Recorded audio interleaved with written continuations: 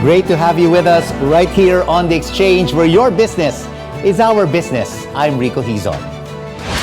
Well, it's not a holiday without a feast, but food prices also rose this year. Let's now have an exchange with Philippine Amalgamated Supermarkets Association President Steven Cua. Steven, great to have you with us. We discussed with Domini, China Bank's economist, earlier how prices of goods like food remain quite high despite the recent inflation slowdown. Will this impact consumer demand as we move into the holiday season?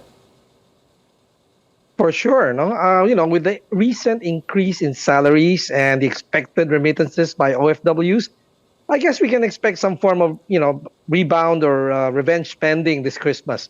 However, that said, we see prices on the rise, and we're not just talking about what our kababayans eat for lunch and dinner, okay? But prices seem to be on the rise, and that's but logical because salaries is part of expense of all companies, manufacturers, distributors, and retailers as well. Well, win-win, lose-lose as well for consumers across the board.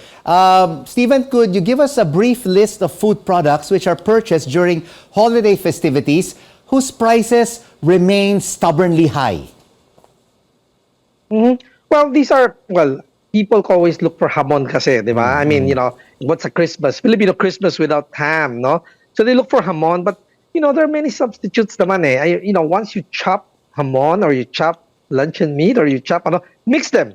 That's what you can do. You don't have to buy all hamon, Pwedeng hamon with luncheon meat and mix them, right? Chop them and mix them, right? Yeah. So these are items na anything that's high in demand, for sure, medyo tataas ang presyo, di ba? So you can even out prices if demand is, pretty even for a lot of commodities. At hindi lang yung select commodities that we want. Fruit salads, the same thing we prepare every year, no? Look for something else. There are many ways of preparing the healthier salads, right? All right.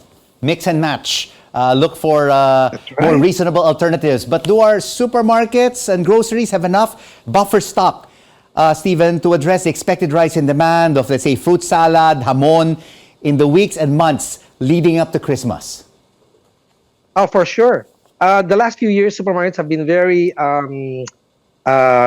selective, no, in terms of the merchandise that we carry, because what used to sell, like imported, queso de bola, kumonti ang demand, So, we have to be very careful because of no returns, the policies with the suppliers, So we have to be very careful to carry just enough of what our customers need.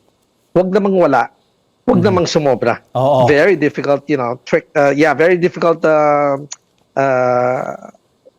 walking on tightrope. Oh, you really have to do a market research, right, on what our consumers really want for the holiday season, especially with inflation still high and interest rates still high and, unemployment among our kababayans. But apart from food, Steven, what other products are in demand among supermarkets during the Burr months? Well, shampoo, detergent, these are all year round. But during Christmas, I guess people want to not just look good, feel good. They want to smell good too, no? So, may increase din in sales for these items, no? With the increase in salaries for the wage earner, it can only help them or benefit them if they don't change their lifestyles. But if they increase their lifestyles, step up a bit, maubos din yung increase in salaries, no? Kasi, for example, 40 pesos per day ang increase ng wage earner.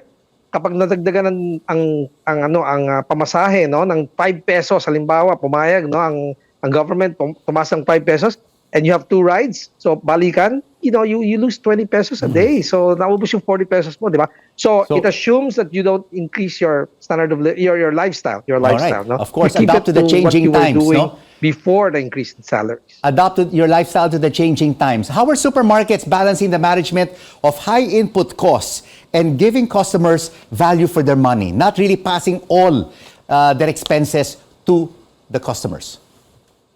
We've been cutting inventory. We've been very selective, and we've been choosing only those which give you the best turnaround, no?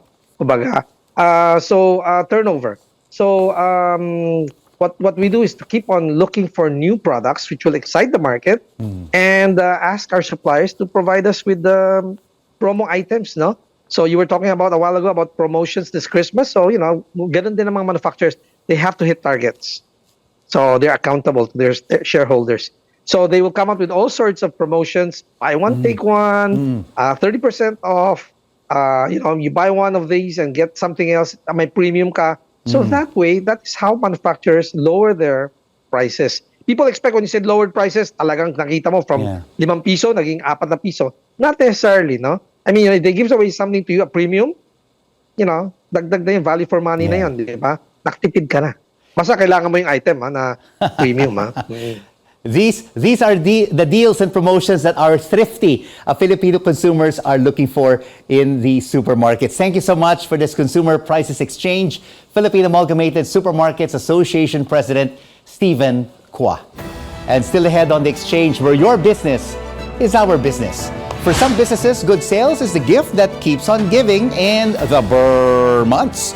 Pen Shop Group's Brian Liu chats with us about preparing for holiday shoppers next on CNN Philippines. News you can trust.